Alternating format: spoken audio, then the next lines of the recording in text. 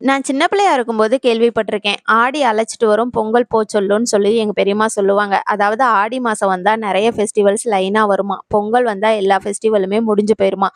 அதுதான் அவங்க சொன்ன வார்த்தைக்கான அர்த்தம். இன்னும் 1 வாரம் தாங்க இருக்கு. ஆடி மாசம் முடிய போது. இன்னைக்கு எங்க வீட்ல லஞ்ச் ராகி கூழும், புடலங்கா பொரியலும் தான் செஞ்சிருந்தேன். ஆக்சுவலா வந்து சாமி கும்பிடுறதுக்காக செய்யல. நான் ஈவினிங் தான் சாமி கும்பிடுவேன்.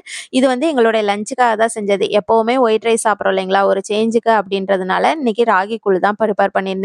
இதுல வந்து கொஞ்சம் ஆனியனும், சில்லியும் கட் பண்ணி போட்டு நானும் ஹஸ்பண்டும் சாப்பிட்டுக்கிட்டோம். தம்பிக்கு வந்து அது 2 இல்லாம எம்ப்டி கூழாவே குடுத்தாச்சு.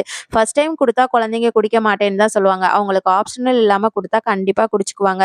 ஒரு சில கிராசரி ஐட்டம்ஸ்லாம் இல்ல. அதெல்லாம் ஹஸ்பண்டுக்கு மெசேஜ் பண்ணியிருந்தேன். அவங்க லஞ்ச் பிரேக்ல அதெல்லாம் வாங்கி கொண்டு வந்து வச்சிருந்தாங்க. அதெல்லாம் எடுத்து வச்சுட்டு பூஜை பண்ணிட்டு நைட்டு டின்னர் ப்ரிப்பேர் பண்ண ஸ்டார்ட் பண்ணிட்டேன். இன்னைக்கு நைட்டு டின்னருக்கு வந்து பார்த்தீங்கன்னா, மஷ்ரூம் பிரியாணி தான் ப்ரிப்பேர் பண்ண போறேன். ஸோ இன்னைக்கு டே எனக்கு இப்படி தான் போச்சு. நாளைக்கு பார்க்கலாம். Bye. See you on the next vlog.